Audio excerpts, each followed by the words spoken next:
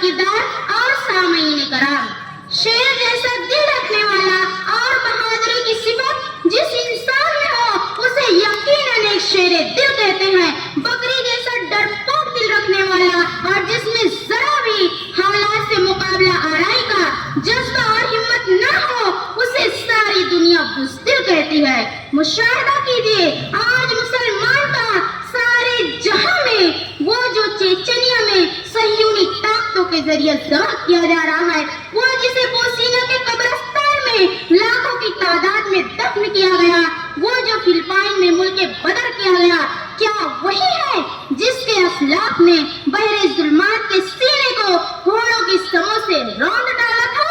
ہاں بتائیے، کیا وہی ہے جس کے اسلاف 22 لاکھ مربع میل پر حکومت کرتے ہوئے راتوں کو رعایا کے آرام کے لیے گشت کرتے تھے؟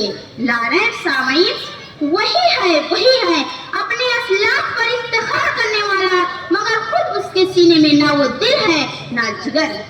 اس لیے ضرورت ہے اسے کہ ہم جانیں گنوا دی ہم نے جو اسلاف سے میراث پائی تھی، اور یہی میرا موضوع سخن ہے۔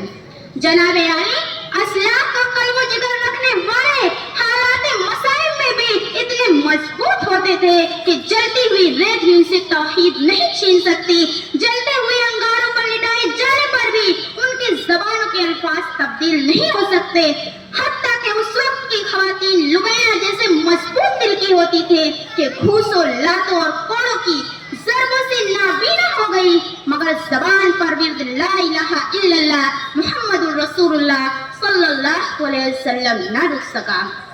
ہے تم میں بھی وہ قلب و جگر؟ نہیں ہے تو ڈھونڈو اس قلب و جگر کو قرآن کی آیات میں، احادیث کی صفات میں، سنت رسول عربی صلی اللہ علیہ وسلم کی روحانی صفات میں۔ یہ ان قلب و جگر والے صحابہ کے کمالات تھے کہ مقام غلامان احمد نہ پوچھو، مقام غلامان احمد نہ پوچھو، فضائے دو عالم پہ چھائے ہوئے ہیں۔ جناب عالی، ان اسلاف کے قلب و جگر والوں کو یہ حوصلہ خدا نے بخشا تھا کہ 313 نہتے بے سر و سامان افراد 1100 کے لشکر پر فتح یاب ہو جاتے ہیں، اور اگر وہ قلب و جگر نہ ہو تو مٹھی بھر یہودی 400 ارب مسلمانوں کو سارے عالم میں حیران و سرگردہ کیے رہتے ہیں۔ اسلاف کے قلب و جگر کی وسعت کا دنیا کو کیا اندازہ؟ ان کے دل میں مفتوح مکہ کے لیے لا تلیب علیکم اليوم کا جذبہ رحمت ہے، ابو سفیان کے مکان احرام کی فصیلوں اور گھر بن کر کے بیٹھنے والوں کے لیے بھی معافی کے جذبات ہیں، ہندا کے لیے بھی دل کے نہا خانوں میں معافی کے جذبات ہیں۔ یہ آج بھی عراق اور افغانستان میں لہو بہانے والے صدام حسین کو پھانسی اور اسامہ بن لادن کے جسد خاکی کو سمندر میں ڈالنے والے، کہاں ان سے کہ بند کرو حقوق انسانی اور ہیومن رائٹس کی باتیں، اور قلب و جگر میں وسعت ہو تو پیروی کرو ان کی جن کے اخلاق کو قرآن نے بتایا ہے کہ انکا تعالی خلق عظیم۔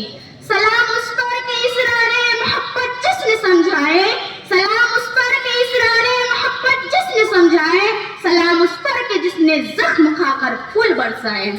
جناب، انہیں اسلاف کے قلب و جگر، بہادری، رحمدلی، اخلاق مروت اور مساوات انسانی کی مجاہد کتابوں میں پڑھ کر گاندھی جی نے کلکتہ کے جلسے میں کہا تھا کہ ہم آزادی کے بعد ہندوستان میں حضرت ابوبکر صدیق اور عمر بن خطاب کے طرز حکومت کو قائم کرنا چاہتے ہیں۔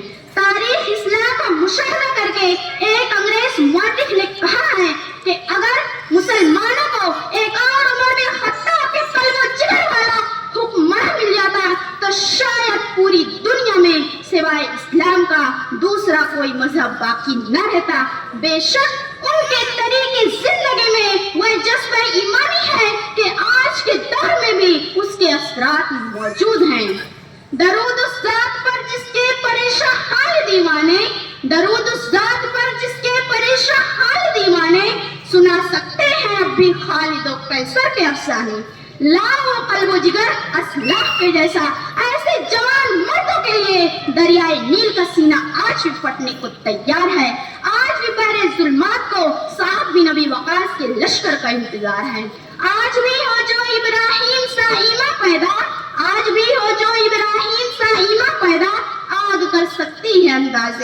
حوصلہ پیدا. شکریہ. خدا حافظ.